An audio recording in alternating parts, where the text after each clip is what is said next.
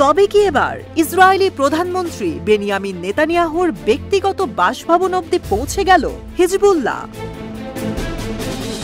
লেবাননের প্রতিরোধ আন্দোলন হিজবুল্লাহর একটি গোয়েন্দা ড্রোন দখলকৃত অঞ্চলে তেল আবিবের উত্তরে কায়সারিয়ায় অনুপ্রবেশ করে ইসরায়েলি সরকারের প্রধানমন্ত্রী বেনিয়ামিন নেতানিয়াহুর ব্যক্তিগত বাসভবনের চিত্র ধারণ করেছে বলে রবিবার একটি রিপোর্ট প্রকাশ করেছে ইসরায়েলি সংবাদ পত্রিকা হায়োম।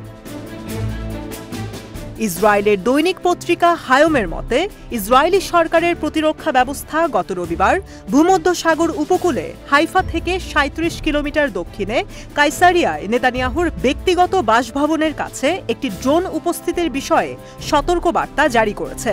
সংবাদপত্রটি আরও অনুমান করেছে যে ড্রোনটি লেবানন থেকে উৎক্ষেপণ করা হয়েছিল এবং নেতানিয়াহুর বাসস্থানের উপর দিয়ে উড়ে ভিডিও ফুটেজ সংগ্রহ করেছিল। পরবর্তীতে ওই এলাকায় ইসরায়েলি যুদ্ধবিমান পাঠিয়েও সন্দেহভাজন ড্রোনটির সঠিক অবস্থান শনাক্ত করা সম্ভব হয়নি। ইসরায়েলি সামরিক বাহিনী দাবি করেছে যে সতর্কতাটি একটি মিথ্যে অ্যালার্ম হতে পারে।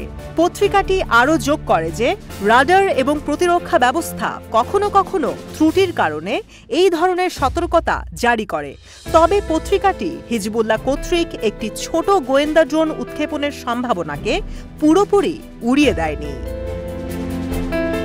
প্রায় 10 মিনিটের ভিডিওটি উত্তরের শহর হাইফাতে গুরুত্বপূর্ণ অবস্থানগুলির একটি নজরদারি বিমান থেকে সংগ্রহ করা হয়েছিল। এছাড়া গত জুনে হিজবুল্লাহর সামরিক মিডিয়া ইসরায়েলি দর্শকদের উদ্দেশ্য করেই একটি 9 মিনিট 31 সেকেন্ড দীর্ঘ ভিডিও ফুটেজ প্রকাশ করে, যাতে দেখা যায় হাইফা শহরের আশেপাশের আবাসিক এবং সামরিক স্থানের ছবি, সমুদ্র এবং বিমানবন্দর। লেবাননের নিউজ নেটওয়ার্ক আল মায়াদিনের মতে 9.5 মিনিটের ভিডিও ফুটেজটি স্পর্শকাতর ইসরায়েলি সাইটগুলিকে উন্মোচিত করেছে।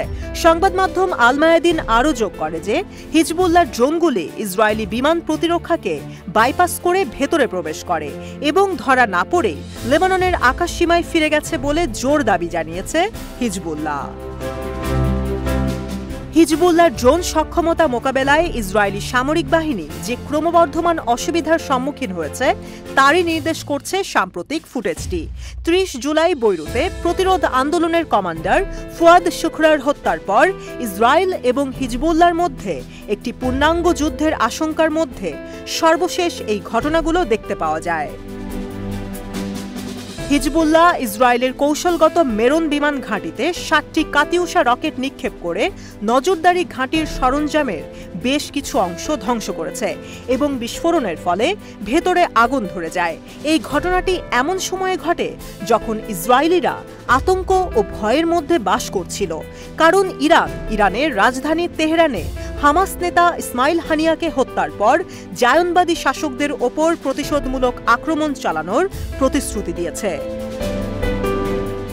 ইরানের নবনির্বাচিত রাষ্ট্রপতি মাসুদ পেজেশকিয়ানের শপথ গ্রহণ অনুষ্ঠানে যোগদানের জন্য তেহরানে প্রতিরোধের অন্যান্য অক্ষের সঙ্গে ছিলেন ইসমাইল হানিয়া। দুর্ভাগ্যজনকভাবে 31 জুলাইয়ের প্রথম দিকে একটি হামলায় তার দেহরক্ষী সহ তিনি শহীদ হন।